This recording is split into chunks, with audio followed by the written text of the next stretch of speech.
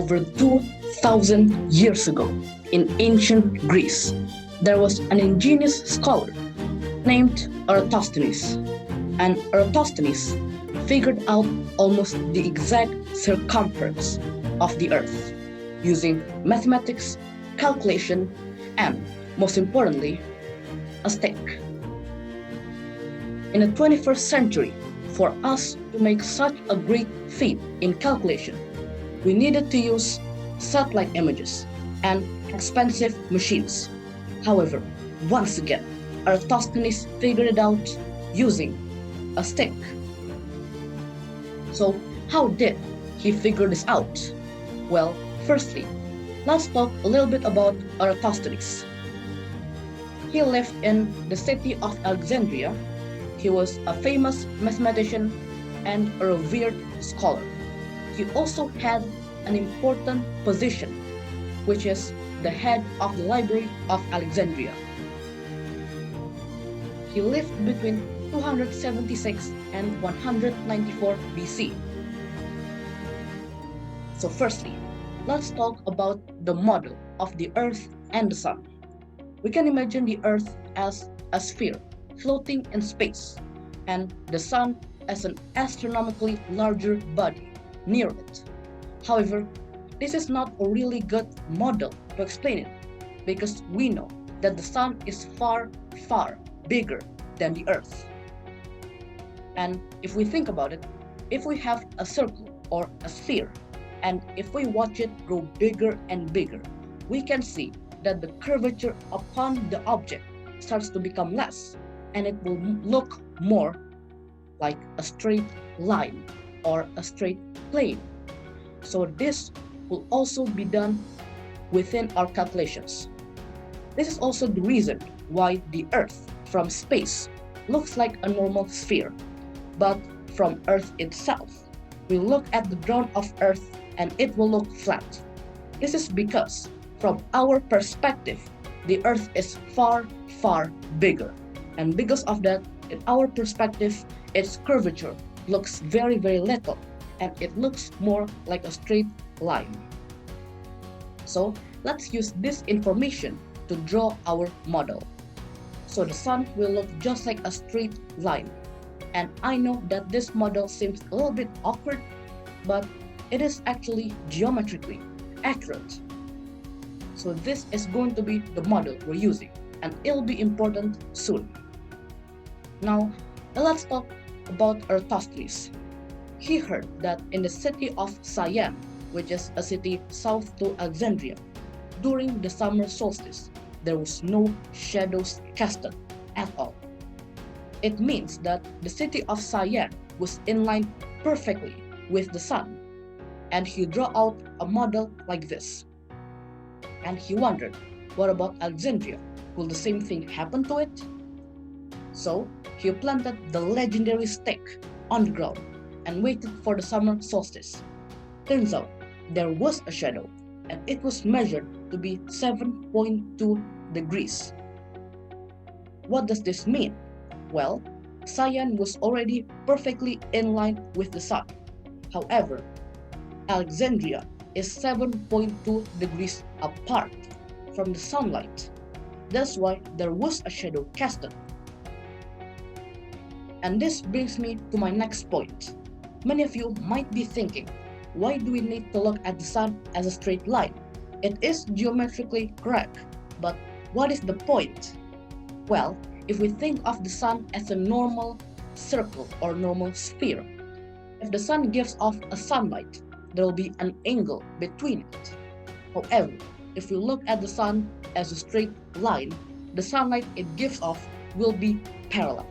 This is going to be important. So, he drew out the model of Siam and Alexandria with the sunlight, with Alexandria 7.2 degrees tilted.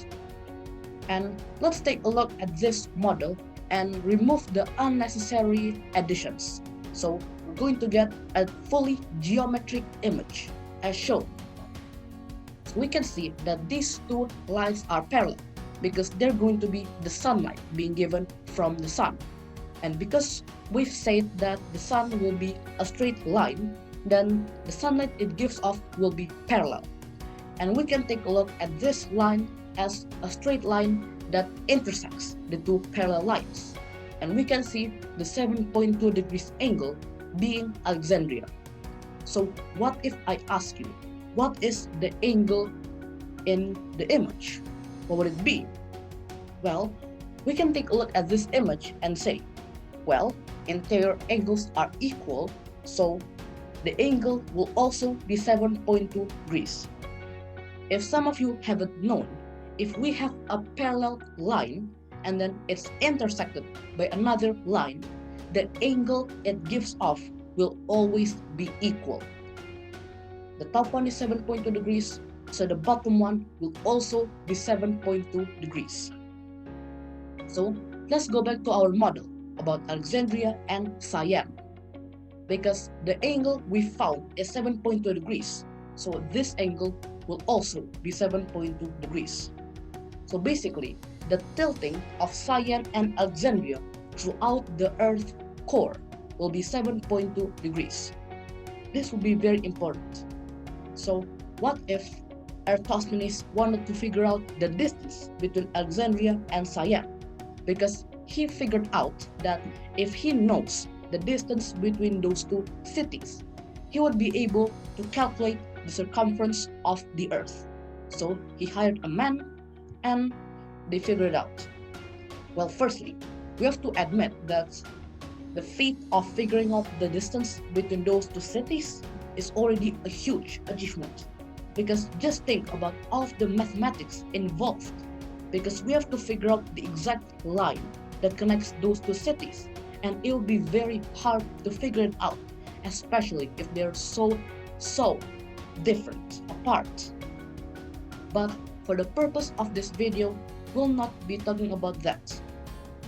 So they figured out that the distance was 5,000 stadia, and stadia is the unit of measurement of ancient Greece, which, if converted, is approximately 800 kilometers. And now we can use our trusty old mathematics. So we know that the ratio of an angle to its full turn will be equal to the ratio of the segment length to its circumference. We input the values we have, and we get this equation. The angle is going to be 7.2 degrees. We figured out before, and a full turn is always 360 degrees. The length is basically the distance between Cyan and Alexandria, and it was calculated to be 800 kilometers. And the circumference, it's not known yet, so let's put a variable x. And then we can simplify it into this equation, because 7.2 divided by 360 is basically 1 over 50.